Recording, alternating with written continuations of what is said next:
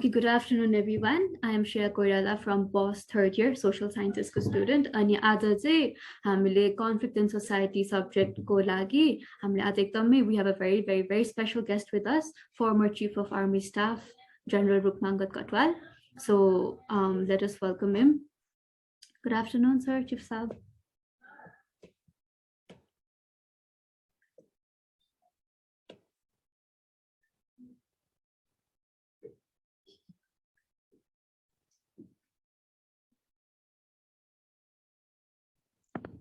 Sir, हजुरको mic off छ.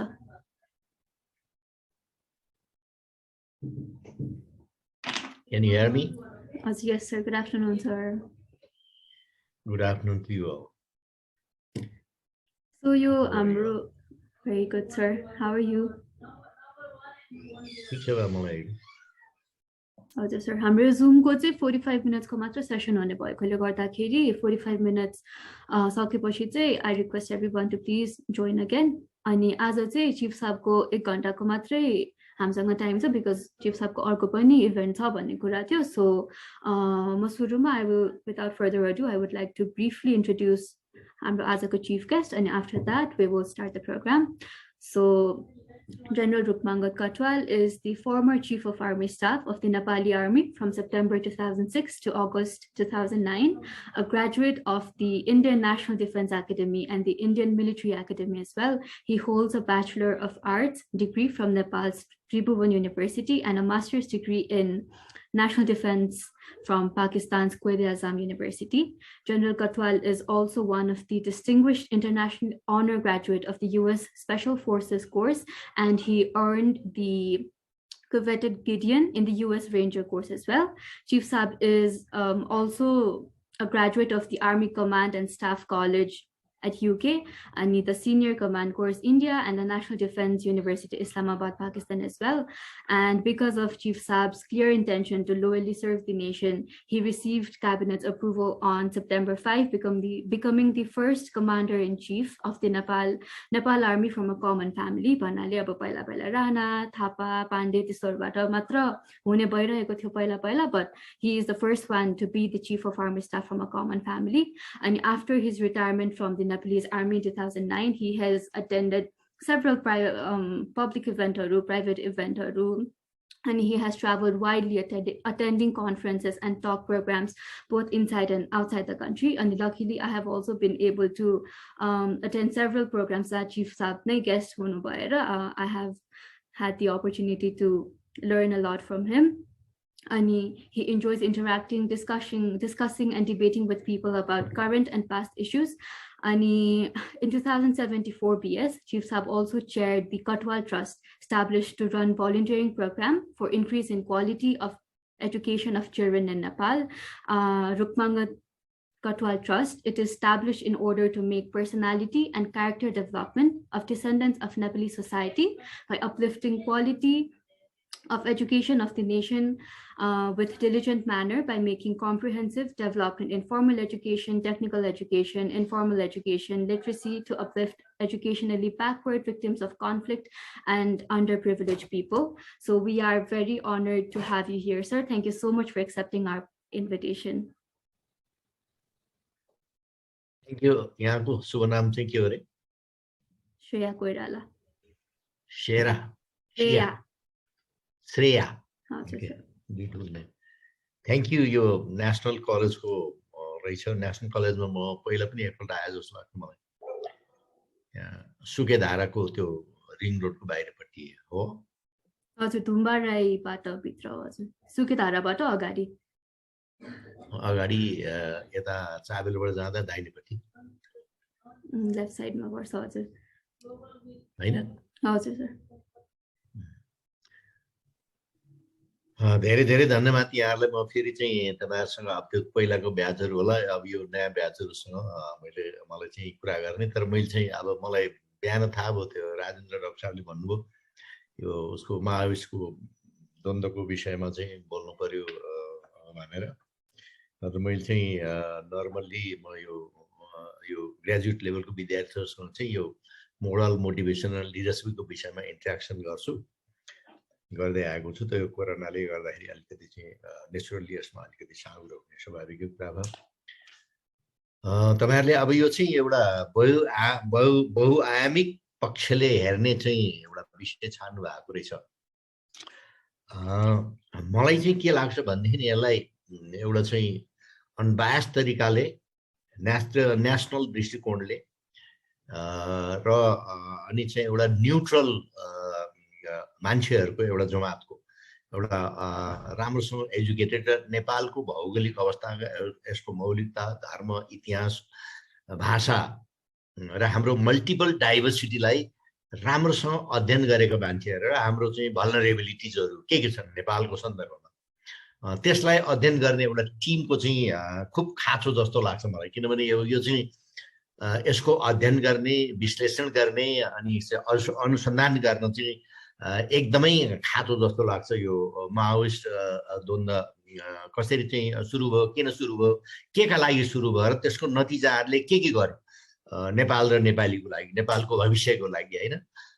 त्यो चाहिँ एकदमै जरुरत परेको छ। किनभनेदेखि यसलाई चाहिँ सबैले आफ्नो आफ्नो तरिकाले व्याख्या विश्लेषण गर्दै आएका छन्। त्यस्तो चाहिँ देखिन्छ। आफ्नो आफ्नो तरिकाले के गर्दाखेरि आफ्नो पक्षमा चाहिँ त्यो देखिन्छ, त्यो हिसाबले व्याख्या विश्लेषण गरेको पाइएको छ अहिलेसम्म। त्यसकारणले म पनि नेपाली सेनाको एउटा चाहिँ त्यो सदस्यको नाताले मैले गरेका कुराहरूमा नि नचाहँदै पनि कति चाहिँ बास किसिमबाट मान्छेले बुझ्न सक्छन्।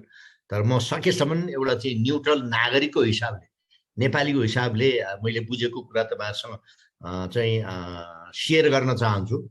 र यो चाहिँ एकलौटी मोनोलगको हिसाबले भन्नुभन्दा पनि it needs an interactions from both sides, particularly lot many questions you may have it in the new generations, and answering that from my own perspective would be probably the best thing for all of us to understand its impact, its originality, and यसको चाहिँ यो चाहिँ कतिको चाहिँ के भन्छ यो चाहिँ इन्डाइजिनस थियो के थियो, यो एक्सटर्नल एलिमेन्ट्सहरुबाट कतिको प्रभावित थियो भन्ने कुराहरु। र त्यो भन्दा पनि अब यहाँ मलाई चाहिँ के बनाइरहेछ भने सिन्स यु वाज दि शिवस भनेको army chief of army staff थियो भन्ने, म चीफ अफ आर्मी स्टाफ थिएन कन्फ्लिक्टको बेलामा। म चाहिँ एकदम लोअर सबभन्दा तल्लो दर्जाको चाहिँ म चाहिँ त्यो सुरु हुँदाखेरि म फुल कर्नेल थिएँ, त्यसपछि ब्रिगेडियर भएर मभन्दा यो कन्फ्लिक्टको विषयमा चाहिँ मभन्दा पहिला दुईटा चिफहरू 4 वर्षका चिफहरू, एकजना 3 वर्ष एकजना 4 वर्षको चिफहरू हुनुहुन्थ्यो। म चिफ भएको चाहिँ माओइस्टहरू ओपन ग्राउन्डमा आइसकेपछि, 12 बुँदे भइसकेपछि, कम्प्रिहेन्सिभ पिस एग्रिमेन्ट भइसकेपछि म र मनार्कीलाई उनीहरूले चाहिँ अनअफिसियल रूपबाट यो कन्स्टिट्युएन्ट एसेम्ब्ली जो नोमिनेटेड मान्छेहरूलाई त्यहाँ लगेर उसलाई चाहिँ के भन्छ त्यो एक किसिमले एबोलिस गरिसक्यो भएपछि म चाहिँ 2063 सालको भदौमा चाहिँ म चिफ भएको हो। यो चाहिँ एउटा बुझ्नु जरुरी छ। त्यसकारणले यो माओइस्ट द्वन्द्वलाई चाहिँ तपाईले सुन्नु भएको छ तपाईहरुले? हेलो, हजुर सुनिरहेको छ सर। तपाईहरुले सुन्नु भएको छ मेरो कुराहरु? हजुर सर सुन्नु भएको छ कि भाइ बहिनीहरु? भाइ बहिनीहरुलाई हुनुहुन्छ होला धेरै जसो त। हेलो, हजुर सर सुनिरहेको छ। Can you hear me all? Yes sir, yes sir. त्यो उभो भने भन्नु है। अब यहाँ त मेरो मात्रै पिक्चर देखाइरहेछ यो उसमा जुममा। त्यसकारणले चाहिँ यो द्वन्द्वले नेपालको सम्प्रभुतामाथि, राष्ट्रियतामाथि, यसको चाहिँ भौगोलिक अखण्डतामाथि, भाषामाथि, इतिहासमाथि, मौलिकता, धर्मप्रति, हाम्रो संस्कृतिप्रति र हाम्रो एकताप्रति र हाम्रो मल्टी डाइभर्सिटीमा एकता अनेकताप्रति चाहिँ ठुलो इम्प्याक्ट बनाएको छ यो द्वन्द्वले। र नेपाललाई एकदमै सूक्ष्म दृष्टिले अध्ययन गर्ने हो भनेदेखि मैले हिसाब गर्दाखेरि यसको डेभलपमेन्टल वर्कहरू, यसको आधुनिकतातिर लम्किने पाइलाहरूलाई 50औं वर्ष पछाडि धकेलिदिएको छ र त्यसैको रिजल्ट अहिले नेपाललाई हाम्रा छिमेकीहरूले हाम्रो विश्व समुदायहरूको त्यो विश्वासमा धेरै नै त्यो ह्रास आएको छ, धेरै नै क्षति भएको छ र नेपालीहरूमा चाहिँ हामी आफैले आफ्नो काम गर्न सक्छौँ, आफ्नो निर्णय लिन सक्छौँ भन्ने जुन एउटा चाहिँ क्षमता थियो, एउटा चाहिँ त्यो विश्वास थियो हाम्रा पिता पुर्खाहरूले इस्टाब्लिस गरेको, एकदमै त्यसमा चाहिँ ह्रास भएको छ र अहिले चाहिँ जसले पनि फलानुले फलानु एजेन्ट फलानाको एजेन्ट र सबै विदेशी एजेन्टले गर्छन्, हाम्रो मान्छेले केही पनि गर्न सक्दैनन् भन्ने जुन किसिमको एउटा चाहिँ त्यो पेटमा भएको बच्चामा पनि त्यस्तो किसिमको एउटा साइकोलोजिकल इम्प्याक्ट पर्न थालेको छ।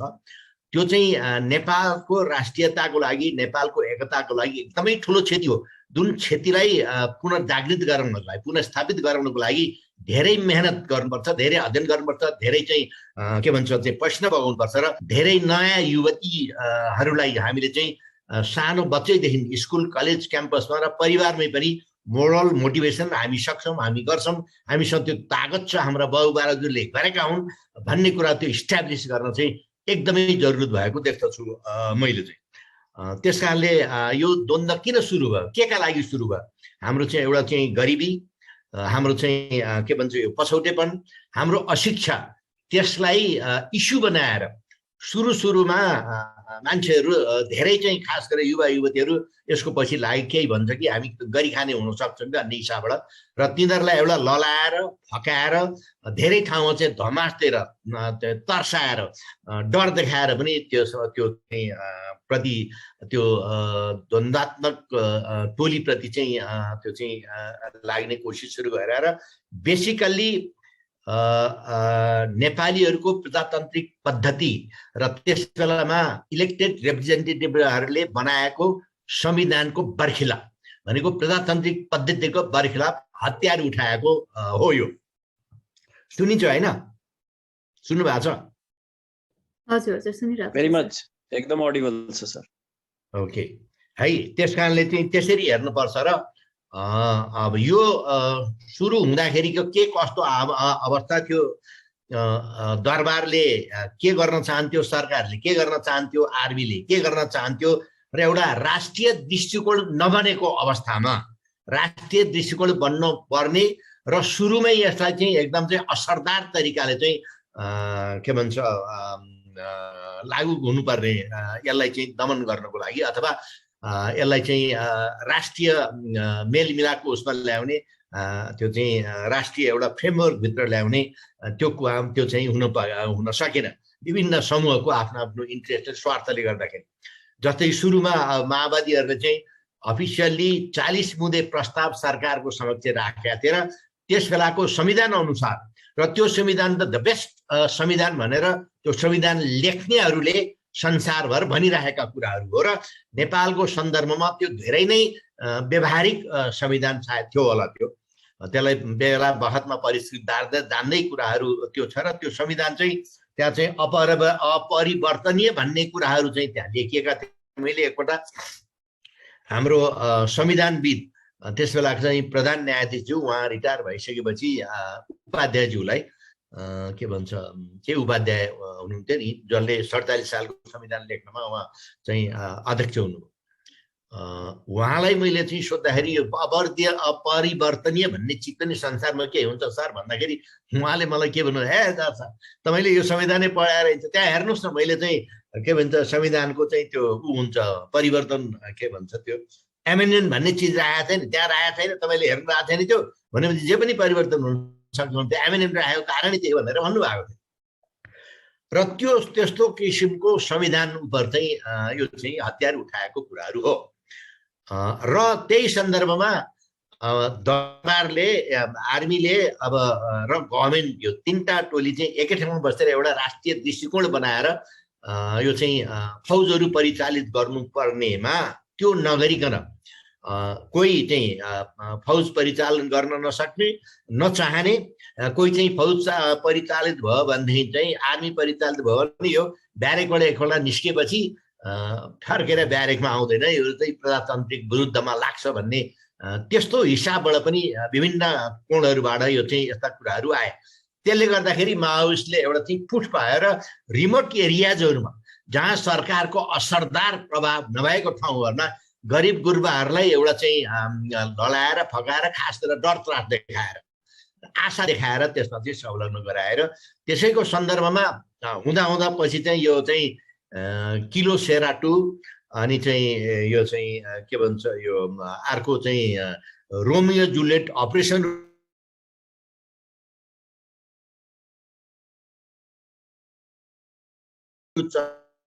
त्यसले चाहिँ ठाउँमा त्यो तल्लो लेभलमा गएर गाउँमा जुन किसिमको एउटा चाहिँ त्यो चाहिँ कारबाहीहरू भए त्यसले गर्दाखेरि सरकार त हाम्रो चाहिँ दुश्मन रहेछ भनेपछि माओवादी पो ठिक रहेछ भनेर जनताहरूको गाउँका गाउँ चाहिँ माओवादीतिर चाहिँ लागे र माओवादीले पुट भएर त्यही सन्दर्भमा अनि उनीहरूले चाहिँ अब यस्तै के भन्छ कि हामी पुलिसलाई छोड्दैनौँ आर्मीलाई छोड्दैनौँ भन्ने कुराहरू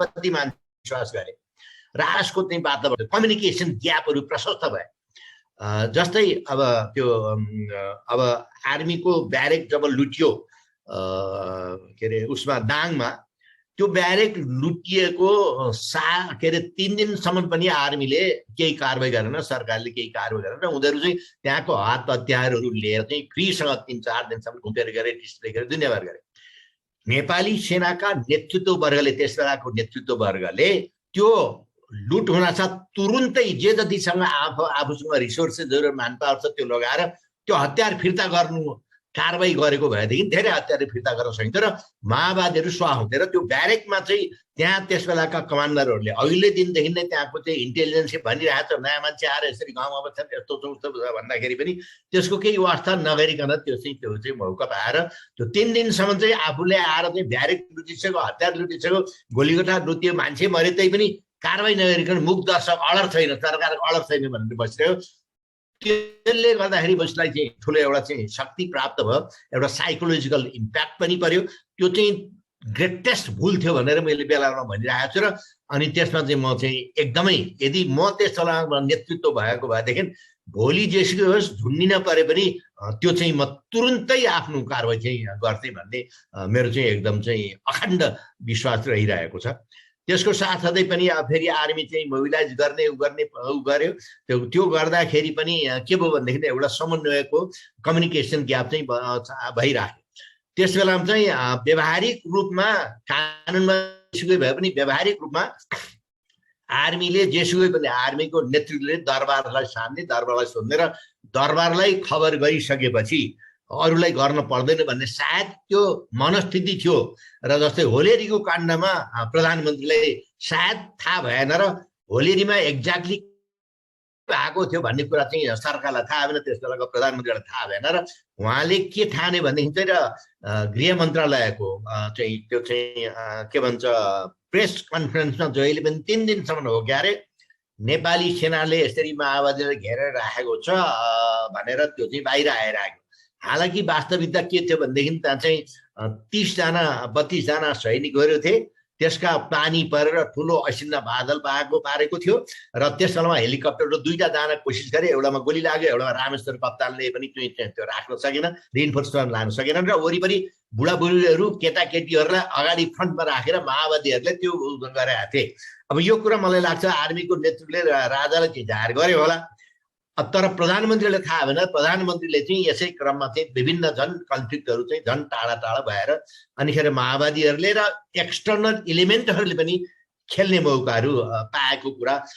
सर्वसाधारणलाई अहिले चाहिँ जानकारी भइरहेको छ र अलिकति चाहिँ अनि त्यस बेलामा म चाहिँ कन्फ्लिक्टमा खटाएँ म नेपालगञ्जमा अहिलेको मध्य पश्चिम र सुदूरपश्चिमको इन्चार्ज भएर म चाहिँ गएँ त्यहाँ 61 सालतिर यो दरबार हत्याकाण्ड भइसकेपछि अर्को यो दरबारी हत्याकाण्ड हुनु पनि एउटा चाहिँ ठुलो नेपाल र नेपालीको लागि अभिशाप हुन पुग्यो सायद दरबार हत्याकाण्ड नभएको भएदेखि यस्तो किसिमको कन्फ्लिक्ट सायद हुँदैन थियो र पोलिटिसियन र दरबारको बिचमा या आर्मीको बिचमा एउटा चाहिँ तय लिन्थ्यो होला र इन्टरनेसनल कम्युनिटीले पनि पहिलाको जस्तो सहयोग गर्छ होलान्, तर त्यसले चाहिँ दरबार र पोलिटिसियनको ग्याप झन् बढाएर आयो। त्यसर्थ आर्मी चाहिँ त्यो बिचमा नयता नहुता भयो जस्तो लाग्छ मलाई। एउटा ठोस डिसिसन पनि लिन सकेन र आर्मी मोबिलाइज भइसकेपछि नि त्यो चाहिँ नेपालगञ्जमा जाने भन्दा पहिला मैले त्यसबारेको प्रधान सेनापतिज्यूलाई मेरो हाकिमलाई मैले सोधेँ मेरो मिसन के हो भन्दाखेरि उहाँले क्लियरली मलाई के भन्नुभएको थियो भनेदेखि चाहिँ your mission is not to kill. They are people, they are citizens, they are not separatists, they are not secessionists, they are not foreigners. खाली उनीहरू बाटो बिराएका लिक छोडेर बाहिरका त्यसलाई हामीले आफ्नो राष्ट्रिय लिकमा ल्याउनु पर्छ र the whole aim is to force them to come to a negotiating table and disarm them. That was the mission. त्यसैले नेपाली सेनाले सुरक्षा बलले त्यहाँ उपरान्त कहिले गर्न गएन, अट्याक गर्न आएको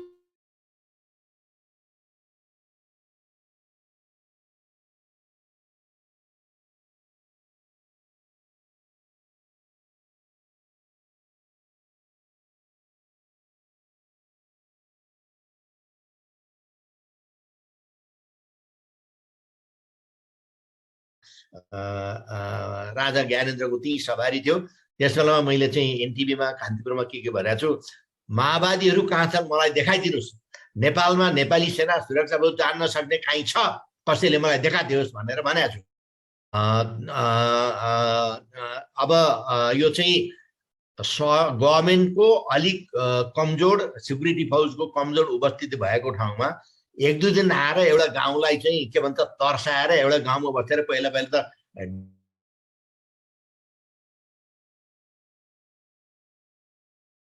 नेपालमा चाहिँ सृजना भएको हो। त्यसकारणले यो यो यो चाहिँ यो वास्तविकतालाई धेरै मान्छेले चाहिँ अझसम्म पनि बोलिरहेछन् र अनि के भन्छन् भने चाहिँ यो चाहिँ पिपुल्स वार भन्छन्।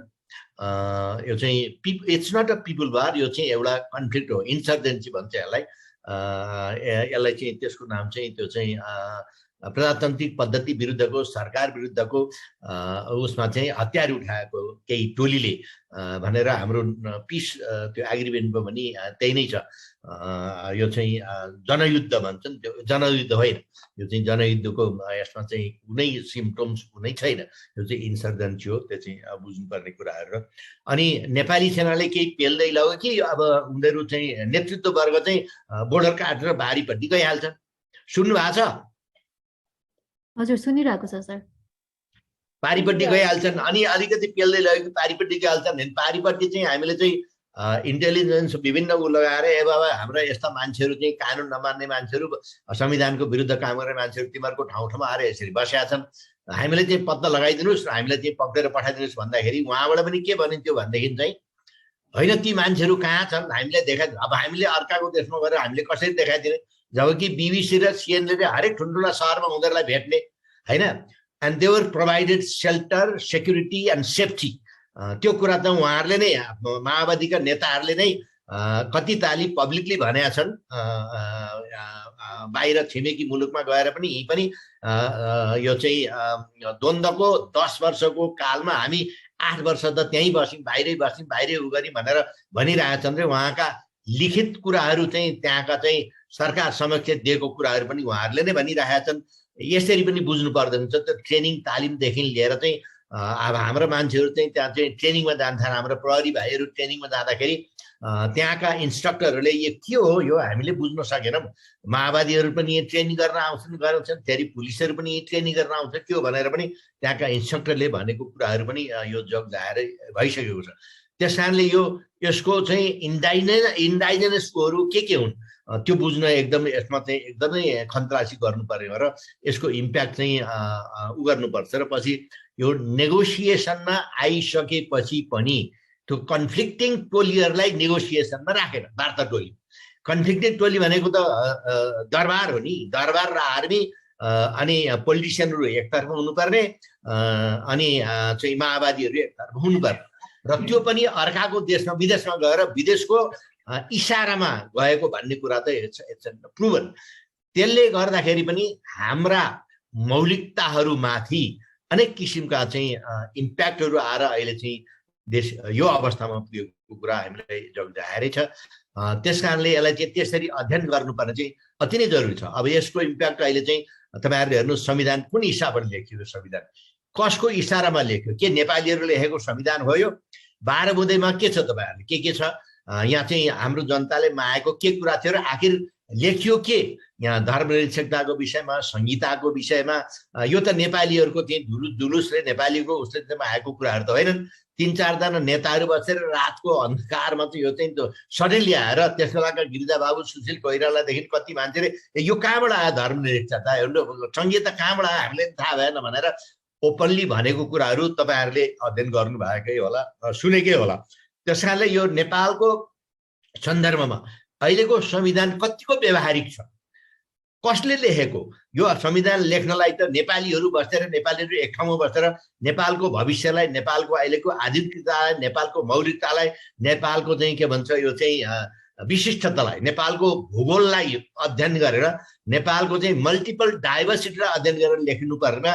हाम्रा संविधान लेख्ने मान्छेहरू कोही स्विजरल्यान्डमा पुगे, कोही चाहिँ स्विडेनमा पुगे, कोही साउथ अफ्रिका पुगे, कोही छिमेकी देशहरूमा गए, या चाहिँ यसको चाहिँ मिटिङहरू चाहिँ सबै चाहिँ आइएनजिओ र एनजिओहरूको चाहिँ उसमा चाहिँ स्पोन्सरसिपमा होटलमा रेस्टुरेन्टमा भए।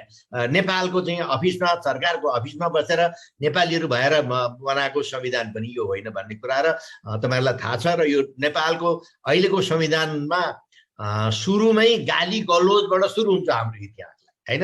कुनै पनि संविधान त्यस्तो हिसाबले लेखेको हुँदैन। त्यस कारणले यो संविधानका यी विभिन्न कारणले गर्दाखेरि पनि अहिलेको नेपालको जुन अस्थिरता छ, जुन उँधो लाग्ने कुराहरू छ, जुन विश्वासहरू गुमाएका छन् र हाम्रो अर्थले धान्नै नसक्ने प्रावधानहरू यसमा राखेका छन्, त्यसमा राम्रोसँग नेपालीहरू बसेर फेरि छलफल गरेर गल्ती भएका कुराहरू स्वीकार गरेर त्यसलाई चाहिँ सबै नेपालीहरू बसेर छलफल गरेर नेपालको एउटा चाहिँ भौगोलिक अवस्था जुन अप्ठ्यारो अवस्था छ त्यसलाई मध्यनजर राखेर हाम्रा दुईटा छिमेकीहरूको बिचमा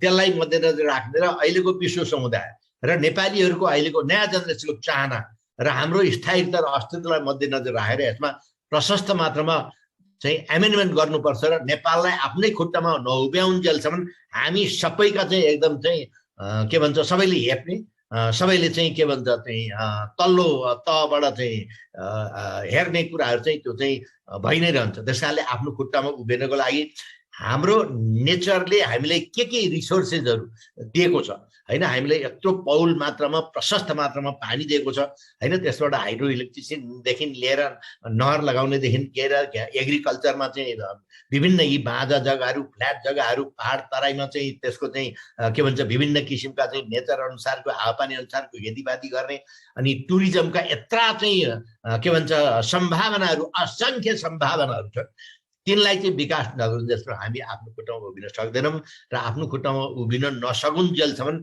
हामी सबैले हेप्ने अवस्थामा पुग्छौँ र अहिले त्यही अवस्थामा पुगेका छौँ। र हाम्रो विश्वास जुन थियो 46 सालसम्म संसारका मान्छेहरूले हामीले कुन हिसाबबाट विश्वास गर्थे र अहिले हामी कहाँ पुगेका छौँ, त्यसले गर्दाखेरि चाहिँ अब यो कुरा नयाँ जेनेरेसनले तपाईँहरूले चाहिँ एकदमै बुझ्नुपर्ने हुन्छ। र हामी नेपाली हौ, हामी सक्छौँ गर्न सक्छौँ, हाम्रा बाबुपुराहरूले गरेकै हुन्। We have the will to do it, we can do it, you can do it, we can all do it. For that we need to stand together. र अहिलेको यो चाहिँ के भन्छ क्लाइमेट चेन्जको एउटा ग्रेटेस्ट प्रब्लम यो चाहिँ उसमा त्यसलाई कसरी फेस गर्ने भन्ने कुरामा हामी एकजुट नहुन्जेलसम्म हामी आफ्नो खुट्टामा उभिनलाई साह्रै गाह्रो हुन्छ। त्यस कारणले तपाईँहरूले आफ्नो आफ्नो थात तलमा बसेर युनाइटेड रूपबाट हामी सबभन्दा पहिला नेपाली हौँ, हामीलाई नेपाल भनेको हाम्रो मूल घर हो, त्यो चाहिँ हामीलाई आवश्यकता भइ नहुने कुराहरू हो। त्यो पछि मात्रै हाम्रो जात जाति भाषा भेगी धर्म र दलहरूका कुरा आउँछन्। सबभन्दा पहिला हरेक जात जाति भेगी भाषी दलहरूका मान्छेहरू हामी तराईवासी पहाडवासी या हिमालवासी हामी पहिला नेपाली हौँ भन्ने त्यो गौरव गर्ने किसिमको चाहिँ एउटा चाहिँ जनभावना, एउटा चाहिँ त्यो विश्वास, त्यो अखण्ड विश्वास चाहिँ नेपाली जनमानसमा सृजना गर्न अति नै आवश्यकता देखेको छु मैले। त्यो चाहिँ ठुलो क्षति भइसकेको छ।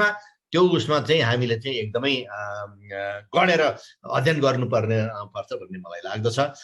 त्यस कारणले चाहिँ अब यो चाहिँ यस्तो विषय हो जसलाई जसरी हेरे पनि व्याख्या गर्ने चाहिँ उपायहरू छन्। त्यसलाई भन्दा पनि राष्ट्रिय दृष्टिकोणले व्याख्या विश्लेषण अनुसन्धान गर्ने, अध्ययन गर्ने र यस्तो चिजबाट हामी कसरी चाहिँ टाढा रहन सक्छौँ र यस्तो अब नेपालमा कहिले पनि नहोस् र नेपालको सन्दर्भमा नेपाललाई आइपर्दाखेरि राष्ट्रियताको लागि स्वाभिमानको लागि हैन हाम्रो चाहिँ के भन्छ राष्ट्रिय अखण्डताको लागि हाम्रो चाहिँ सार्वभौमिकताको लागि सम्पूर्ण नेपालीहरू एकै ठाउँमा बसेर एउटै आवाज निकाल्न सक्छौँ भनेपछि अनि हामीलाई कसैले हेर्नलाई चाहिँ गाह्रो पर्छ भन्ने मेरो चाहिँ एकदम अखण्ड विश्वास हो।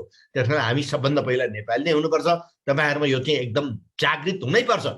यो कुराहरू चाहिँ हामी सबैले बुझेर नयाँ जेनेरेसनलाई पुनः जागृत गराउनै पर्छ। यिनीहरू के अरे भन्छ यो चाहिँ यिनीहरू जेटिक उसबाट चाहिँ एकदम चाहिँ जानुपर्छ भन्ने मेरो विश्वास हो। यसमा तपाईँहरूलाई चाहिँ विभिन्न कोहीसँग प्रश्नहरू हुन सक्छन् तपाईँहरूलाई कैयौँ कुराहरू र मलाई तपाईँहरूले प्रश्नहरू राख्नुभयो भने म चाहिँ मैले जानेको थाहा पाएको कुराहरू म भन्छु। जाने छैन मलाई थाहा छैन भनेदेखि आइएम सरी भन्छु। अब मेरो चाहिँ समग्रमा छोटकरीमा भन्ने कुराहरू चाहिँ यही हो। तपाईँहरूसँग प्रशस्त प्रश्नहरू होलान् तब तपाईँहरू सोध्नुहुन्छ। मेरो चाहिँ तपाईँहरूलाई धेरै धेरै शुभकामना छ। मलाई चाहिँ मेरो विचारहरू छोटकरी रूपमा मैले राखेँ। अब यो चाहिँ यसबाट चाहिँ रामायण महाभारत गीता पुराण जस्ता असङ्ख्य भलुमहरू लेख्न सकिन्छन् यस्तो कन्फ्लिक्टमा। र कन्फ्लिक्ट म्यानेजमेन्ट पनि आफ्नो आफ्नो देशको हावापानी आफ्नो आफ्नो देशको चाहिँ परम्परा रीतिरिवाज संस्कृति त्यहाँको इतिहास भाषा धर्मको हिसाबबाट हुनुपर्छ। साउथ अफ्रिकामा के भयो त्यो नेपालमा लागु हुँदैन हैन। जिम्बाब्वेमा के हो त्यो नेपालमा लागु हुन सक्दैन। या आयरल्यान्डमा के भयो त्यो नेपालमा लागु हुन सक्दैन। नेपालमा नेपालकै किसिमको नेपालकै हावापानीको नेपालकै माटो सुहाउँदो नेपालकै परम्परा र नेपालीहरूले को आशालाई मध्यनजर राखेर विश्वासलाई मध्यनजर राखेर त्यस्तै किसिमको कन्फ्लिक्ट म्यानेजमेन्टको ओर ल्याउनुपर्छ। त्यसका यसबाट रहेका इम्प्याक्टहरू यसबाट रहेका चाहिँ हिस्टोरिकल ब्यागेजहरूलाई चाहिँ खतम पार्नको लागि एउटा विशुद्ध भावनाले नेपाल र नेपालीलाई शिरमा राखेर यसमा चाहिँ अध्ययन अनुसन्धान गरेर हामी सबै नेपाली हौँ र त्यो पुराना कुराहरू बिर्सेर त्यो नयाँ घाउहरू बिर्सेर यसबाट चाहिँ के गर्न उम्केर अब नयाँ नेपालको खोजी गर्नुपर्छ। नयाँ नेपाल भनेको समृद्ध नेपाल हैन, सुखी नेपाली भन्ने जुन किसिमका केही नेताहरूले ल्याएका छन् नि त्योभन्दा पनि हामीले चाहिँ एउटा चाहिँ स्थिर नेपाल, बिहान बेलुका टन्न खान पाउने, रोग व्याध औषधिको चाहिँ व्यवस्था हुनुपर्ने र शिक्षा स्वास्थ्यको व्यवहार हुनुपर्ने र अहिलेको इन्टरनेसनल कम्युनिटीमा नेपालले एज अ इन्डिपेन्डेन्ट नेसन आफ्नो रोल खेल्न सक्ने त्यो कुराहरू चाहिँ हामीले विचार गर्नुपर्छ। र एक किसिमले माओवादीहरूलाई चाहिँ एउटा जिताएको रूपबाट चाहिँ जुन पोलिटिसियनहरूले चाहिँ एउटा चाहिँ के भन्छ त्यो चाहिँ हारेको मनस्थितिबाट डिफिटेड मनस्थितिबाट त्यो ल्याए त्यो चाहिँ द्याट वाज एकदमै रङ हो। किनभनेदेखि नेपाली सेक्युरिटी फोर्सेसहरूले माओइस्टको त्यो will to fight and win त्यो चाहिँ that was defeated, that was killed. त्यो चाहिँ उनीहरूले नै माओइस्ट नेतृत्वले नै सिएनएन बिबिसीमा भनेर अब हामी नेपाली सेनासँग लडेर सुरक्षा फौजसँग लडेर हामी चाहिँ जित्न सक्दैनौँ, त्यस कारणले हामी नेगोसिएसनमा जानुपर्छ भनेर आएको कुराहरू।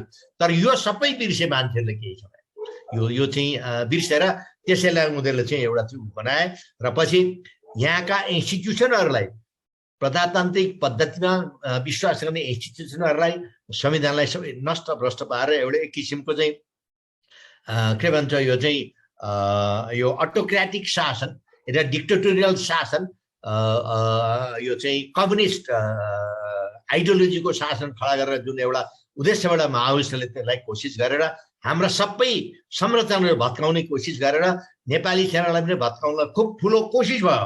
तर नेपाली सेनाले यस्ता गरेर हाम्रो इतिहासलाई मास्ने, पृथ्वीनारायण शाहको फोटोहरू फाल्नेदेखि लिएर दुनियाँभर काम गरेर तर त्यसमा नेपाली सेनाले एक किसिमको चाहिँ राष्ट्रिय अडान लिएर त्यसबाट चाहिँ अनिखेर प्रजातान्त्रिक पद्धतिभित्र नआइकन उनीहरूलाई बाध्यतावश एउटा चाहिँ परिस्थिति सृजना भयो र अनिखेर त्यो प्रजातान्त्रिक पद्धति भन्न नसकेर लाजगालले उनीहरूले चाहिँ कहिले 21औं शताब्दीको जनवाद भनेका छन्, कहिले के भन्छ जनताको बहुदलीय जनवाद भनेका छन्, कहिले लोकतन्त्र भनेका छन्। यस्ता चाहिँ यो चाहिँ शब्दको गाजे बाजे घुलमिल गराएर एकदम चाहिँ नेपालीहरूलाई एउटा चाहिँ त्यो कन्फ्युजन सृजना गर्ने र हाम्रो अज्ञानतालाई अशिक्षालाई कोसिस गर्ने भएको छ।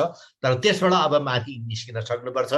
हाम्रो चाहिँ के भन्छ अधिकारहरू, हाम्रो चाहिँ एक्सप्रेसनहरू, हाम्रो फ्रिडमहरू संविधान परिधिभित्र रहेर, कानुनको परिधिभित्र रहेर नेपालको सम्पूर्ण स्वाधीनतालाई मध्यनजर राखेर, यसको चाहिँ स्वार्थलाई मध्यनजर राखेर सम्पूर्ण नेपालीहरू अब एक हुन 1 मिनेट पनि ढिला गर्नु हुँदैन भन्ने मेरो विचार छ। ल, तपाईँहरूसँग प्रशस्त अब क्वेसनहरू छन् केही भनेदेखि मलाई सोध्न सक्नुहुन्छ। मैले जानेको कुरा म चाहिँ भन्ने कोसिस गर्छु। धेरै धेरै धन्यवाद। अरू केही छन् भने तपाईँहरू सोध्नुहोस्। मैले कयौँ कुराहरू छुटाएका होलान्। मैले एकदमै छोटकरीमा एकदमै यो चाहिँ मैले भनिहालेँ, भोल्युम किताबहरू लेख्न सकिन्छ त्यसमा, तर यसलाई अध्ययन अनुसन्धान गरेर यसबाट के फाइदा बेफाइदा भयो भन्ने कुराहरू चाहिँ एकदमै जरुरी छ राष्ट्रिय दृष्टिकोणबाट। Thank you. Thank you so much, sir. हजुरको कुराले I'm sure everyone learned a lot. अनि हाम्रो कोअर्डिनेटर सरले नै हात उठाउनु भएको छ, सो विनय सर। ल, थ्याङ्क यू श्रेया। सबभन्दा पहिला म चिफ साहबलाई नेसनल कलेजको यो भर्चुअल प्लेटफर्ममा स्वागत गर्नु पनि चाहन्छु र म अलि इन्फर्मल लुगा भएर म माफी चाहौँ है, म आफ्नो क्यामेरा चाहिँ अन गरेको छैन। सो नेसनल कलेजमा यहाँलाई स्वागत र यहाँको जुन आजको क्लास छ हैन, जुन स्पिच दिनुभयो त्यो एकदमै मोटिभेटिङ पनि लाग्यो र नयाँ पर्सपेक्टिभ जुन लिटरेचरमा भएका, जुन एकाडेमियामा डिस्कसन भइराखेको कुराहरू जो प्रिडोमिनेन्टली चाहिँ भइराखेको छ, त्योभन्दा फरक कुरा चाहिँ यहाँले राखिदिनु भयो। सो त्यसको लागि एकदमै धन्यवाद। हुन त यहाँको कुराहरू सार्वजनिक अभिव्यक्तिहरू सार्वजनिक मिडियाहरूमा पनि छ, म आफै पनि सुनेको छु। कतिपयले यहाँलाई प्रचण्ड प्रधानमन्त्री हुँदा र त्यो बेलाको जुन घटनाक्रमहरू थियो त्यो हिसाबले जनरल रुकमाङ्गद कटुवालको व्यक्तिगत इगो पनि हर्ट भयो भनेर त्यो हिसाबले पनि व्याख्या गर्छन् र यस्ता कुराहरू चाहिँ सबै सामाजिक सञ्जालमा पनि छ। म यहाँको व्यक्तिगत प्रशंसक पनि हो। म यसो अब यहाँको कुरा सुनिराख्दा दुईटा कुरा मैले जान्न मन लाग्यो। एउटा चाहिँ त्यो प्रकरण चाहिँ प्रथम राष्ट्रपति प्रधानमन्त्री प्रचण्ड र जनरल रुकमाङ्गद कटुवाल प्रकरण चाहिँ हामी म दिल्लीमा त्यो बेला पढिराखेको थियो, कटुवाल प्रकरण भनेर त्यहाँ पनि खुब चर्चा भयो। सो त्यो यदि भन्न मिल्छ भने त्यसको बारेमा थोरै जानकारी आज विद्यार्थीहरूलाई हामीलाई चाहिँ बताइदिनुहोस्। अर्को चाहिँ यो जुन यो हजुर चाहिँ अफिसमा हुँदाको हजुर म प्रधान सेनापति भएपछि त्यो बेला अफिसमा हुँदाको र प्रधानमन्त्री प्रचण्ड चाहिँ हुँदा जुन राजनीतिक घटनाक्रमहरू भएको थियो र तत्कालीन आर्मी चिफलाई नै स्याक गर्ने कि भनेर कुरा जुन विवादहरू आएको थियो, त्यो मुद्दासँगको वरिपरिको कुरा चाहिँ के थियो भनेर बताउन मिल्छ भनेर त्यो चाहिँ यहाँलाई आग्रह गरे।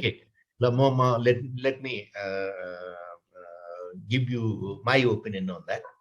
मैले बुझे। म दोस्रो प्रश्न पनि छ, दोस्रो प्रश्न पनि सोधिहालौँ। त्यो पालो पालो गरौँ न, फेरि किन कन्फ्युज गर्ने। म दोस्रो हुन्छ प्लिज सवाल दिउँला।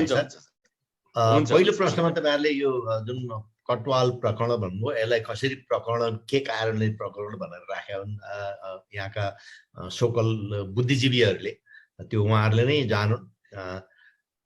यो चाहिँ प्रखर रूपमा चाहिँ वास्तविकता के हो भनेदेखि चाहिँ त्यस बेलाको माओवादी नेतृत्वहरूले सबै इन्स्टिट्युसनहरूलाई भत्ताभुङ्ग पारिसकेका थिए र उनको कब्जामा आइसकेका थिए, सबैले सरेन्डर गरिसकेका थिए र नेपाली सेना वाज द ओन्ली इन्स्टिट्युसन जसलाई उनीहरूले तहस नहस गर्नलाई खुब कोसिस गरेर सकेका थिएनन् र केही सिनियर जर्नललाई हात लिने कोसिसहरू उहाँले गरे। त्यसै सन्दर्भमा नेपाली सेनाले आफ्ना अडानहरू छाडेन। जस्तै अब सबै चाहिँ उनीहरूको चाहिँ 6000 चान्चुन लडाकुहरूलाई 32,000 बनाएर अनेक खण्ड गरेर त्यो चाहिँ एउटा चाहिँ मिस्टर मार्टिन भन्ने मान्छेले 19,000लाई चाहिँ एकदम लिगालिटी दियो हैन, रिकग्नाइज गर्यो। त्यो 19,000लाई उनीहरूले चाहिँ नेपाली सेनामा झोइझै ल्याएर जर्नल कर्नेल बनाउने भन्ने कुरा त्यो चाहिँ नेपाली सेनाको कानुनले, हाम्रो त्यस बेलाको संविधानले त्यो मिल्दैन, दिँदैन। त्यसकारणले प्रक्रियागत रूपमा मात्रै त्यो आउनुपर्छ भन्ने एउटा नेपाली सेनाले त्यो अर्डर दियो। अर्को कुरा, नेपाली सेनालाई तहस नहस गर्नको लागि 3 महिनासम्म चाहिँ भर्ना दिएर सबै सिद्धिसकेपछि रिक्रुटर लिँदाखेरि त्यो चाहिँ 3 महिना सिद्धिएपछि सबै सिद्धिएपछि अब नगर्नु भनेर चाहिँ निर्णय आएर त्यो चाहिँ अब चाहिँ इट्स टु लेट कि सुरुमै गोरखापत्रमा सरकारको पर्मिसन लिएर गरेको कुरालाई फेरि 3 महिनासम्म चाहिँ राखेर सबै काम सिधेपछि त्यो चाहिँ नगर्नु भनेको त्यसको मतलब के यो चाहिँ हामी गर्न सक्दैनौँ, मिल्दैन भने त्यसमाथि जर्नलहरूको प्रमोसनहरू सबै रोक्का भए। नेपाली सेनाको चाहिँ अब खेलकुदमा चाहिँ मनपरी तन्त्र भयो, त्यहाँ चाहिँ एउटा मौखिक आदेशको भरमा सबै चाहिँ इलिगल तरिकाबाट हाम्रो चाहिँ नेसनल नियमहरू ओलम्पिकका नियमहरू तोडेर त्यहाँ चाहिँ मान्छेहरू चाहिँ खेलकुदमा चाहिँ भर्ना गरिए। त्यसमा चाहिँ नेपाली सेना यो चाहिँ नियम कानुन विरुद्ध हुन्छ, त्यसमा हामी मान्दैनौँ भनेर यी इत्यादि कारणले गर्दाखेरि नेपाली सेनाको त्यो अडान र नेपाली सेना अब भत्काउन नसक्ने हिसाब देखेपछि अब नेपाली सेनाको प्रधानमन्त्रीलाई प्रधान सेनापतिले नै हटाउने भन्ने विभिन्न कुराहरू भए। नेपाली सेनाका इन्स्टिट्युसनहरू यसका ग्राउन्डहरू अनेक किसिमबाट भत्काउने एउटा साइकोलोजिक इम्प्याक्टहरू चाहिँ धेरै खेलहरू भएर त्यसमा चाहिँ नेपाली सेनाको तल्लो वर्ग जग नहल्लिएपछि त्यो चाहिँ कारबाहीहरू भएका छन्।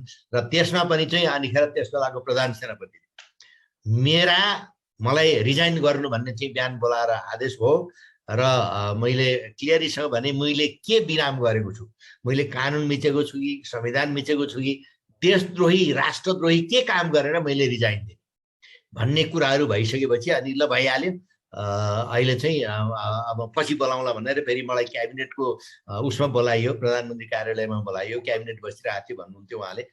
त्यहाँ चाहिँ अनिखेर मलाई फकाउने फुल्याउने कामहरू भए र त्यस बेलामा त्यो फकाउने फुल्याउने कामहरू पनि मबाट हुन नसक्ने। लास्ट फ्र्याक्सन अफ अ सेकेन्डसम्म I remain as an active chief संविधान अनुसार भनेपछि अनिखेर मलाई थाहा थियो यिनीहरूले यो चाहिँ एउटा चाहिँ ऊ मात्रै गरेर होइन। बेलुका मलाई चाहिँ माओवादीकै केही चाहिँ साथीहरूले चाहिँ मलाई खबर गरे यसो, र मलाई थाहा थियो केमा यिनीहरूले चाहिँ त्यो प्रक्रिया एउटा पुर्याएको देखाउनलाई स्पष्टीकरण सोधियो र मलाई 3टा कुरामा चाहिँ अब स्पष्टीकरण सोधियो चाहिँ रिक्रुट भर्ना, अफिसरहरूको प्रमोसन, त्यहाँपछि चाहिँ अनिखेर चाहिँ खेलकुद हो। त्यो चाहिँ हामी मतलब प्रिपेयर भएर सारा नेपालमा भएका ठुला संविधानविदहरू कानुनविदहरूलाई बोलाएर हामीले त्यसको उ गरिरहेको छौँ र त्यसको स्पष्टीकरण लास्ट प्याराग्राफ मात्रै मैले आफूले लेखेर अनि कानुनविदहरूलाई देखाएर अनिखेर हामीले चाहिँ पठाएको हो। त्यो नभइसकेपछि अनि ती कुराहरू भएका हुन्। त्यसमा चाहिँ यो चाहिँ इतिहास तोडिने, क्याबिनेटबाट पृथ्वीनारायण शाहको राजा र फल फाड्ने भन्ने, त्यसमा नेपाली सेनालाई चाहिँ इतिहास मेट्न हुँदैन, मेट्न पाइन्न, संसारमा काहीँ पनि हुँदैन। यो इतिहास चाहिँ भत्काउने कुराहरू क्रोमवेलको पनि त्यहाँ चाहिँ ठुलो हस्पिटल छ, विभिन्न नाम छ, इन्डियामा भयो कोलोनियल देशहरूमा कोलोनियल पावरहरूको चाहिँ त्यो यस्तो हुन्छ बिना भन्ने कुराहरू भएर त्यो चाहिँ त्यो काण्ड चाहिँ त्यस्तो भएको हो। र त्यसपछि अनिखेर चाहिँ कहाँ के भयो त्यो चाहिँ यो चाहिँ it's an open secret, it's a खुला बुक भन्ने कुरा तपाईँहरूलाई थाहा चाहिँ छ। र यसमा चाहिँ धेरै कुराहरू चाहिँ यो चाहिँ रुखमागध कटवालको आत्मकथामा पनि आइसकेका छन् र त्यो चाहिँ one of the best sellers भएको कुराहरू। र त्यसमा त्यो चाहिँ it's a most conflicting autobiography हो र संसारका सबै अटोबायोग्राफीहरू एकदमै कन्फ्लिक्टिङ हुन्छ, सबैले स्वीकार्दैन। त्यस कारणले चाहिँ तर यो आत्मकथामा एउटा कुरा के छ भनेदेखि चाहिँ सबै धेरै आत्मकथाहरूमा त्यो चाहिँ के भन्छ ऊहरू बट्स एन्ड इफहरू हुन्छ, यो भइदिएको भए उस्तो भइदिएको भए, तर यो आत्मकथामा इफ्स एन्ड बट्स छैन। यसमा कि यस छ कि नो छ, that is the difference. I hope हजुरको एन्सर मैले दिन कोसिस गरेँ। Thank you. नेक्स्ट। हस्, थ्याङ्क यू। अर्को प्रश्न पनि मेरै छ, म सोध्न चाहेको। यो माओवादी को युद्ध जुन चलिरहेको थियो, जुन इन्सर्जेन्सी चलिरहेको थियो, त्योसँग सम्बन्धित नै अलि तराईमा चाहिँ त्यो घटनाक्रमहरू पनि भयो। सो तराईका घटनाक्रम खास गरी गौरको जुन काण्ड भयो, गौरको रौतहटको, यसलाई यहाँले चाहिँ कसरी हेर्नु भएको छ? रौतहटको कुन चाहिँ काण्ड? गौरमा जुन घटना भयो नि, खास गरी त्यहाँ चाहिँ मान्छे मार्नेदेखि लिएर र एउटा मधेसी समुदाय र माओवादीहरूले एउटै ठाउँमा एउटै दिन चाहिँ त्यो के कार्यक्रमहरू गर्ने भनेर जुन दुईटा समुदायको बिचमा जुन झगडा भयो, त्यो यहाँलाई यदि स्मरण छ भने कसरी हेर्नु भएको छ सरले? त्यहाँ चाहिँ मलाई के लाग्छ भनेदेखि चाहिँ आफूमा एउटा चाहिँ व्यक्तिगत ईर्षा दोष होला, खास गरेर नेतृत्व वर्गमा। र अर्को कुरा चाहिँ त्यस बेलाको के भन्छ सरकारले त्यहाँको सरकारले त्यसलाई राम्रोसँग आकलन गर्न नसकेर चाहिँ त्यसलाई रोकथाम गर्न नसकेको होला।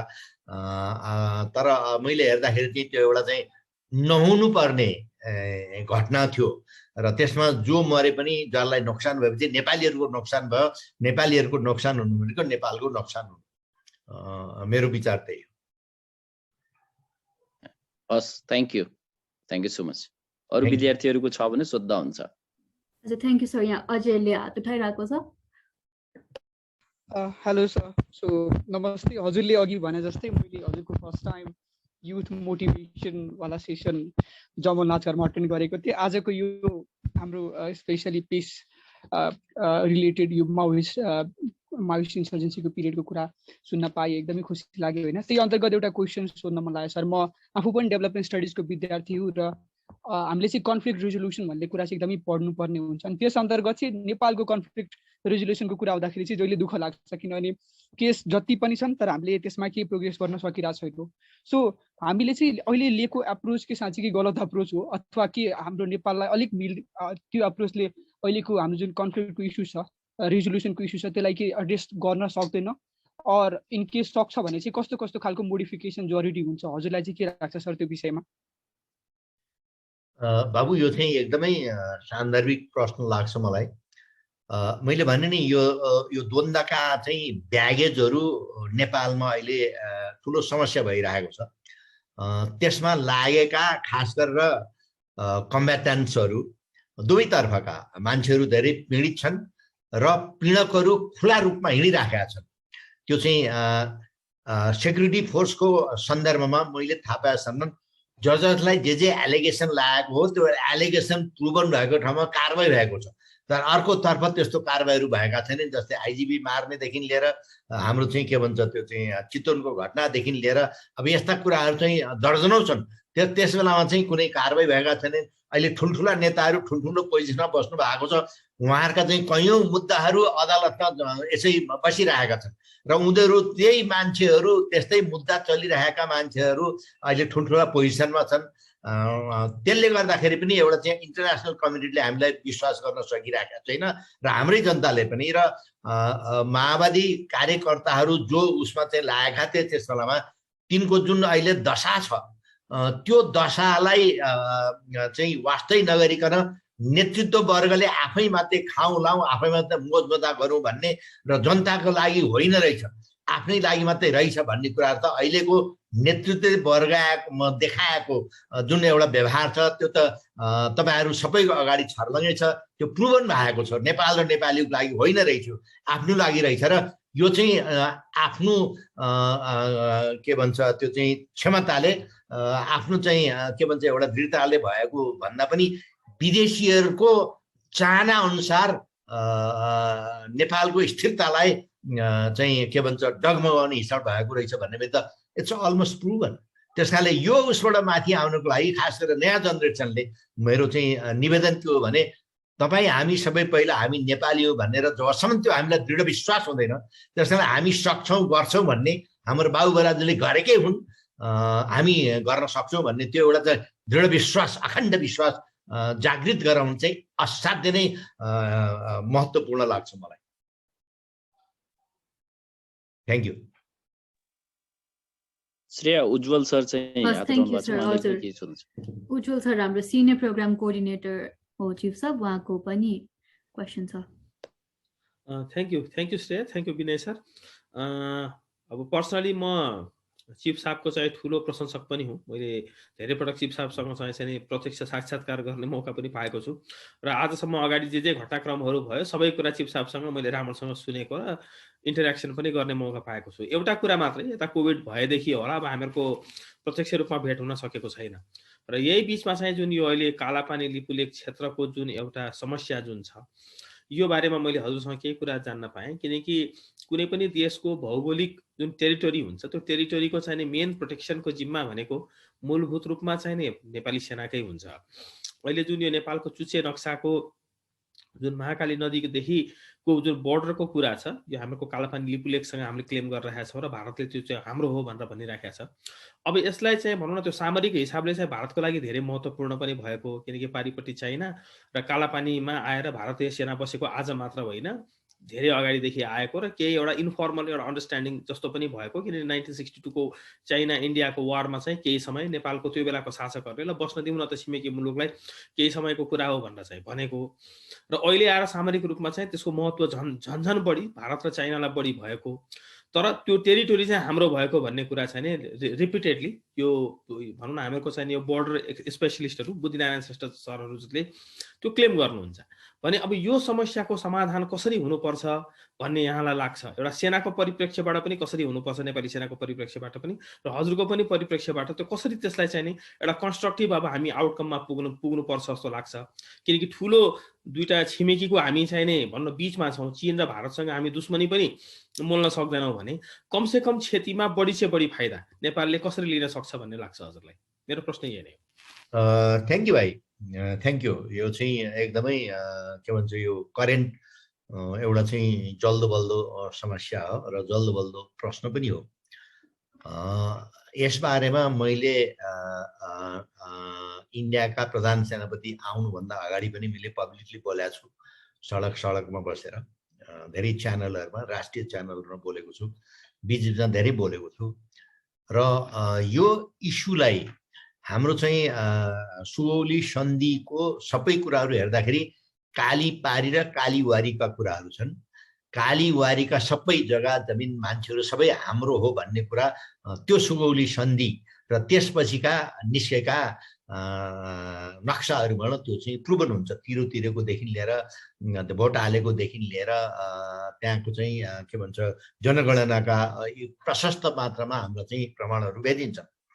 अब इन्डियाले त्यसलाई स्वीकार गरिरहेको छैन र इन्डियाले यो विषयमा हिजै मात्र पनि इन्डियन एम्बेसीले एउटा चाहिँ त्यो जारी गरेको छ, प्रेस रिलिज गरेको छ र त्यसमा पनि एउटा शब्द त्यहाँ चाहिँ घुसाएको छ, यथावत तरिकाले भन्ने शब्द घुसाएको छ। त्यो चाहिँ एकदमै बुझ्न जरुरी छ हाम्रा डिप्लोमेटहरूले।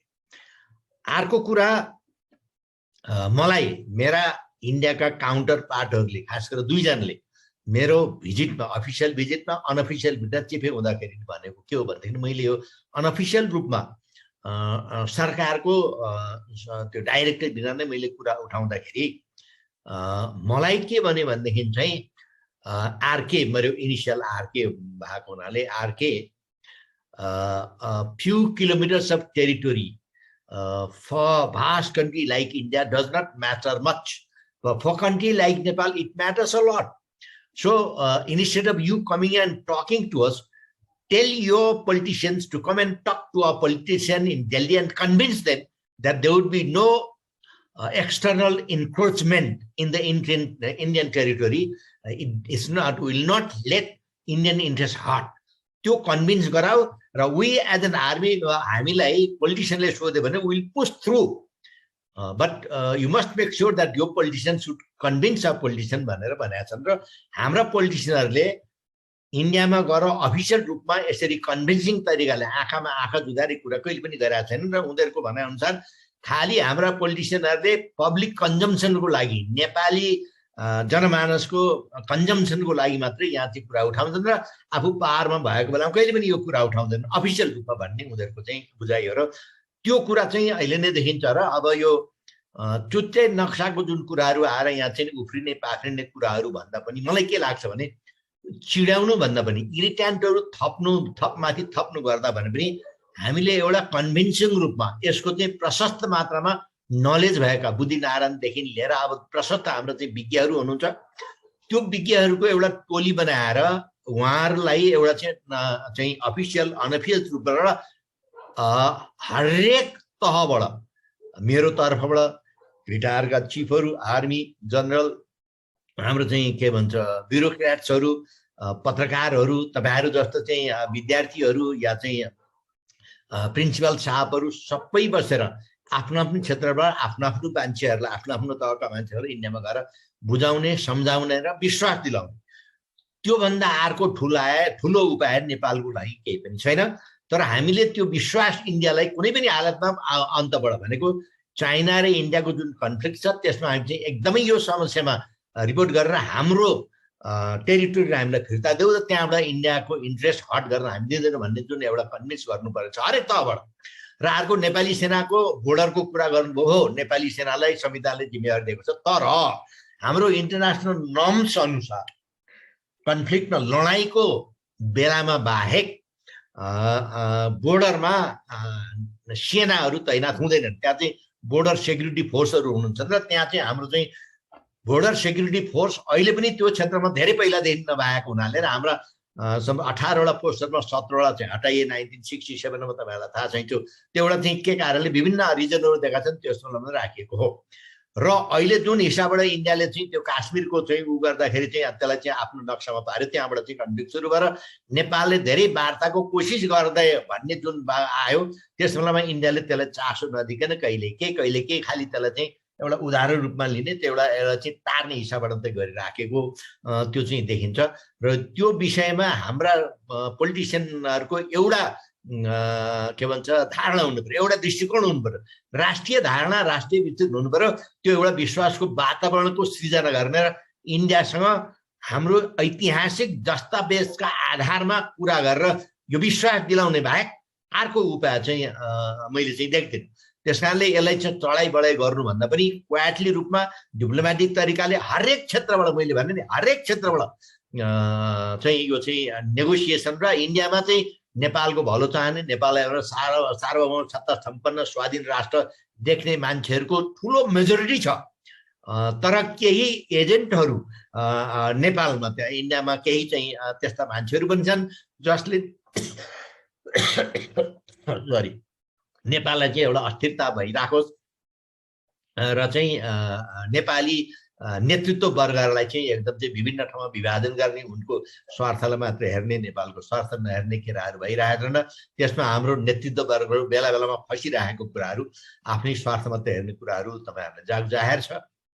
यो चाहिँ समस्या जति राख्यो त्यति चाहिँ यो चाहिँ गहिरिएर जान्छ।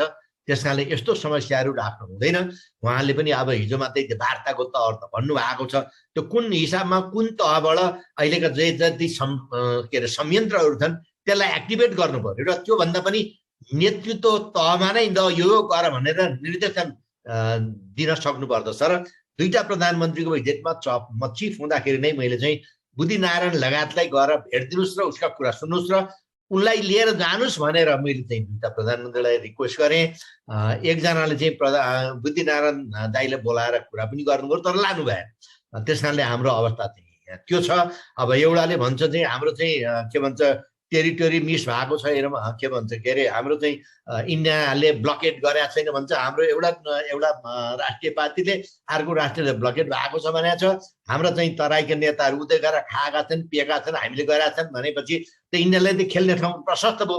हालाकि उनीहरूको पार्लियामेन्टमै त्यत्रा कुराहरू गए यो चाहिँ एकदमै इन्डियाको लागि चाहिँ ठुलो चाहिँ समस्या हुन्छ। नेपाललाई यसरी हामीले दुःख दिनु हुँदैन भन्ने कुराहरू पनि उठे। अब यसलाई हामीले कसरी हेर्ने? त्यस कारणले राष्ट्रिय दृष्टिकोण हुनु पर्यो। सबभन्दा पहिला राष्ट्रिय मूलनीति हुनु पर्यो। त्यो राष्ट्रिय मूलनीतिभित्र जुनसुकै पार्टी चाहिँ संविधान अनुसार पावरमा आए पनि त्यो फ्रेमवर्कभित्र काम गर्नु पर्यो। तर नेपालमा राष्ट्रिय मूलनीति भन्ने नै छैन, नीति नै छैन। यहाँ चाहिँ खालि एउटा चाहिँ प्रधानमन्त्रीको उसमा र एउटा मन्त्रीको उसमा चाहिँ त्यो हुइयामा कुरा गरेपछि त अनिखेर विदेशीहरूले चाहिँ आफ्नो स्वार्थ त गुमाउँदैनन्, हामीलाई त खालि प्रयोग गर्ने मात्र हो। उनीहरूको स्वार्थ लाग्नको लागि उनीहरूले जे पनि खेल खेल्छन् त्यो खेलभित्र हामी पर्नु भएन, त्यसको चाहिँ गोटी बन्नु भएन। त्यस कारण हाम्रो राष्ट्रिय दृष्टिकोण खडा गर्नुपर्छ र तपाईँहरू जस्तो युवा युवतीहरूले, तपाईँहरूको जस्तो चाहिँ एजुकेटेड वर्गहरूले अब यो राष्ट्रियताको एउटा सवालमा एउटा दृष्टिकोण बनाउने सम्पूर्ण नेपालले राख्ने एउटा चाहिँ आफ्नो आफ्नो ठाउँबाट हामीले कोसिस गर्नुपर्छ। Thank you. Thank you so much, sir. अनि यहाँ च्याटमा पनि एउटा क्वेसन आएको छ, why didn't the army attempt to take complete power during the insurgency or during the removal of monarch? Why did the army? Why didn't the army attempt to take complete power during the insurgency or during the removal of monarch? Insurgency हुँदा चाहिँ आर्मीले complete power लिने attempt किन गरेन भन्ने question छ। आर्मीले complete power भनेको अब तपाईले सायद आर्मीको रुल शासन भन्नु भएको हो भनेदेखि चाहिँ मिलिट्री कुप भन्न खोजा जस्तो लाग्छ मलाई। हजुर त्यो उसले भन्न खोजेको इसेन्सियली टेक ओभर किन गरेन आर्मीले त्यो भन्नु बुझेँ, अलिअलि मैले बुझेँ। मेरै पालामा पनि धेरै टोलीहरू आएर मैले मेरो अटोबायोग्राफीमा पनि लेखेको छु। तपाईँहरूले चाहिँ मैले यदि लिने हो भनेदेखि, आर्मीले लिने हो भने तपाईँहरू चाहिँ बालाजी चोकमा के भन्छ चाबेल चोकमा थामकोटमा नयाँ सडकमा यो चाहिँ टुणखेलमा 50-60,000 जुलुस निकालेर आर्मीलाई गाली गर्नुहोस् न। अनि बेलुका चाहिँ मलाई टिभीमा देख्नुहुन्छ। अनि मात्रै इन्टरनेसनल कम्युनिटीले एमनेस्टीदेखि लगाएर युएनले मान्छ त्यो जनताको उसमा चाहिँ सेनाले यो गर्यो भन्ने चाहिँ त्यो गर्नु पर्यो। अब यहाँ चाहिँ 10-8 जना आए, बेलुका चाहिँ अलिकति खाइपी गरे, अनि चाहिँ अहिले उचाल्ने पछार्ने। मेरो अगाडि 200-300 वर्ष इतिहास भएको इन्स्टिट्युसन त्यसरी ध्वस्त भइरहेको देखाएको छु। त्यो चाहिँ अनावश्यक कुराहरू चाहिँ गर्दाखेरि भयाबल कुराहरू गर्न नसकेर, व्यवहारिक कुराहरू धान्न नसकेर म फेरि त्यही सोचमा जाउँ म फाल हानु भनेर आखिरमा मैले चाहिँ तपाईँहरूले आएर भरे बेलुका यो मेरो अफिसियल डिसिजनको 2-4 झ्याल ढोका भत्काइदिनुहोस् न, कराउनुहोस् न पनि भने। त्यो पनि कोही पनि गर्न सक्दैन। तर भेडलाई खाएर आएर चाहिँ उचालेको भरमा चाहिँ त्यो चाहिँ एउटा चाहिँ उ गरेको भरमा चाहिँ त्यो लिन मिल्दैन। इन्टरनेसनल कम्युनिटीले त्यसलाई मान्दैन। अहिलेको जमाना भनेको युनिफर्म लगाएको मान्छेले राज्य शासन चलाएको अहिलेको उसमा चाहिँ अहिलेको जमानामा मान्छेले त्यो चाहिँ सहन गर्न सक्दैन। र नेपालको जियोग्राफी जियोपोलिटिकल लोकेसनले पनि यो गर्नलाई दिँदैन। यो चाहिँ कुनै पनि हालतमा त्यो चाहिँ अब 1-2 दिनको लागि लिएर पोलिटिसियनहरूलाई चाहिँ एउटा प्रबुद्ध व्यक्तिलाई हान गर्ने उ गर्ने त्यो सम्भव हुन्छ। त्यो त्यस्तै परिआयो उ भयो र जनताले त्यसरी चाहिँ समर्थन गरे भने त्यो हुनसक्छ। 1-2 दिन 2-4 दिन एउटा स्पेस खडा गर्नको लागि। तर आर्मीले नै रुल गर्ने भन्ने कुरा खास गरेर नेपालको सन्दर्भमा त्यो चाहिँ परिपक्व हुँदैन, त्यो व्यवहारिक हुँदैन। Thank you so much, sir. तर नेपाली सेनाले आफ्नो अडान राष्ट्रियको सम्बन्धमा र सार्वभौमिकता सम्बन्धमा र इन्स्टिट्युसनल संवैधानिक हक अधिकारहरूको लागि आफ्नो अडान जुनसुकै हालतमा पनि छोड्न पनि हुँदैन। त्यसमा चाहिँ जनताले जहिले पनि साथ दिन्छन्, समर्थन गर्छन्। त्यो कुरा त हामीले देखिरहेको हो। र नेपाली सेनालाई साह्रो गाह्रो पर्दाखेरि जनता सडकमा उत्रेर नेपाली सेनालाई छुन पाइन्न भनेर सायद संसारको इतिहासमा यो देशमा मात्रै त्यस्तो भयो, नत्र आर्मीको विरुद्ध मात्रै जुलुस निस्किएको छ। त हाम्रो त यहाँ चाहिँ आर्मीको फेभरमा जुलुस निस्किएको कुरा पनि तपाईँलाई थाहा चाहिँ छ। हरेक मुद्दाहरू सरकारले आर्मीमाथि हालेको मुद्दाहरू पनि चाहिँ त्यो चाहिँ संविधान अनुसार के अरे सुप्रिम कोर्टले जिताएको कुराहरू पनि यहाँहरूलाई थाहा छँदैछ। Thank you. Thank you so much, sir. With this, we've come to the end of the program. About other questions are छैन जस्तै लाग्यो. So ending को लागि चाहिँ I would like to request my classmate Sampada to give a short vote of thanks for our chief guest. कार्यक्रमको अन्तिममा हामी आइपुगेका छौं र सर्वप्रथम चाहिँ यहाँ उपस्थित सबैजना हाम्रा शिक्षक तथा विद्यार्थीहरू सबैलाई कार्यक्रमभरि बस्नु भएकोमा धेरै धेरै धन्यवाद। र यसका साथसाथै चिफ साहब हाम्रो चिफ गेस्टलाई चाहिँ आफ्नो अमूल्य समय हामीलाई दिनुभएको र आफ्नो अनुभवले माओवादी गृहयुद्धदेखि लिएर विभिन्न विषयमा हाम्रो जिज्ञासाहरूको उत्तर दिनुभएकोमा सम्पूर्ण नेशनल कलेज परिवार तर्फबाट हार्दिक धन्यवाद व्यक्त गर्न चाहन्छु। धन्यवाद। धेरै धेरै धन्यवाद सम्पूर्ण। कतिजना विद्यार्थीहरूले एटेन्ड गरेछ बाबु यसमा? आज 42 जति पुगेको थियो अघि। कति रे बाबु? 42। ओके ल, धेरै धेरै धन्यवाद तपाईँहरूसँग कुरा गर्न, यसरी इन्टरेक्सन गर्न पाउँदा मलाई पनि यसो 2-4 वर्ष चाहिँ के भन्छ तन्नेरी भएको फिल हुन्छ। थ्याङ्क यू सो मच बाबु। God bless you all. ल, Thank you so much, sir. Shreya, यो रेकर्डेड चाहिँ हामी हाम्रो सोसियल मिडियामा पनि सर्कुलेट गर्छौँ। यो बहुत इन्ट्रेस्टिङ चाहिँ रह्यो। सो यो रविनजीलाई चाहिँ सेयर गरिदिनु। हस् सर, हस्। Thank you. हुन्छ। Thank you all. Thank you.